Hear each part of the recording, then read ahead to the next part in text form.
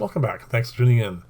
This is now video 17 for Just Make It, and today I'm going to put together a very simple little device. One that's much better than wrapping a piece of tape around a drill bit, partially because that piece of tape can move around, but it does have the same sort of purpose, and that is it's going to allow me to set a specific depth of drill when I am working on something that's not something that's going to fit on my milling machine, which obviously I can set a much finer depth on.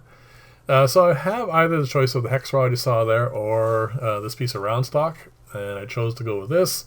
Not for anything specific other than the fact that it is a little bit beefier, so it will give me a little bit more that I can thread into. So I'm just going to face up the one end, and then I'm going to smooth out the length of it here.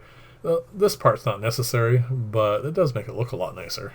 And the only other important thing to do is to make sure there aren't any burrs or sharp edges to this, because another nice thing about using aluminum, it is fairly soft, so there's less likelihood of me marring the surface that I want to work on.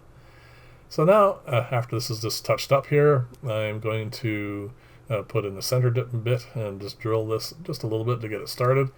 And then the nice thing about these things is I am now just going to run through the drill bit that this is actually going to be for. And that's because these are very simple things to make. So if I wanted to pop one together for a different size, it would just be a simple matter of, I think this took about 20 minutes start to finish of making another one. And this is actually reasonably accurate and not too much of a wobble to it for a drill bit of a little bit smaller size. So I can probably make about 3 or 4 of these, and it would encompass all the stuff I would need to use it for anyway. So a little bit of sanding there just to make sure it is nice and smooth, and then I'm going to cut this off on the bandsaw. I didn't bother showing that part. And I'm going to put it back in the chuck here, and I'm just going to finish up the other end. And that is pretty much all there is to the prep work for this, because all that's left now is to take it over to the mill and put in the perpendicular hole, the one that's going to allow me to put the nut in to hold this all in place.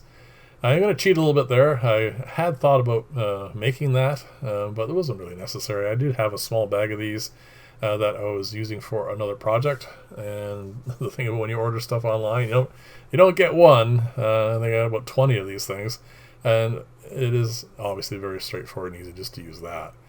And a 1/4 inch by 20 threads is perfectly fine for this.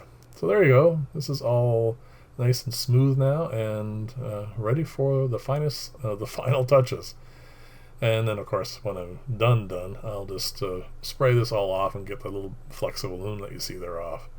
So the next steps are exactly the same as before. I will put a center through first, and then instead of using a 1/4 inch bit, of course, I'll use the proper thread bit for this for 1/4 by 20. And again, not much to say here, really. I just do all these steps, or all the procedures, I should say, without moving anything out of the jaws. So it's held perfectly in place.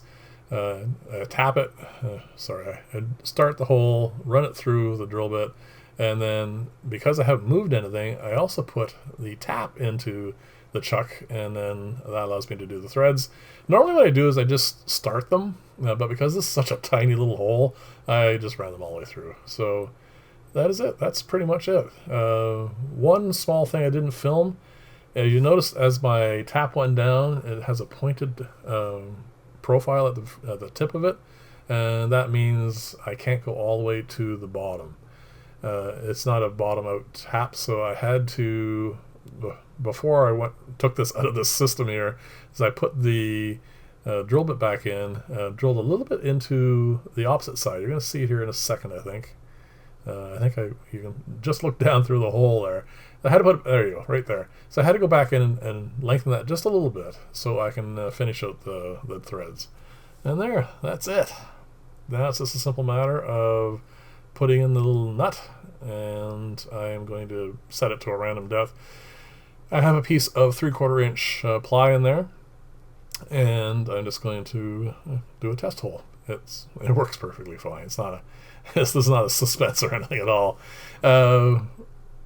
The only thing I found that I have to be a little bit more careful on is, you see, as I am putting it over here, in the future what I'm going to do is make sure I am not going into one of the grooves. There's these are 2 flutes, so if you get in the groove, it turns not a whole lot, but you'll see when I have this on, when I have this running, there is a little bit of a wobble in it, and that is because I went down to one of those little, like one of the slots there, and not a big deal, but if you want to be really precise about how accurate the hole is, then this is going to throw it off by a little bit. But obviously, if you want to be that precise, it's obviously much better to use a machine like the mill here, and that'll give you exactly what you want. So there you go, it's set, and as you can see, it's nice and solid. I'm just going to pop it in here and do one test hole, and I think you're going to see this probably next week, because I want to finish up a little bit more of the stand I'm putting together for my table saw. I'm going to put a drawer and a bunch of stuff for dust collecting, and this will come in handy for that, so tune in for that if you like. And as always, leave lots of comments, let me know what you think of this little project. Again, it's very simple this week, but it will be very handy, and that's the kind of things I like to put together, things that I'm actually going to need. So thanks again for watching. I'll see you in the next video, and bye for now.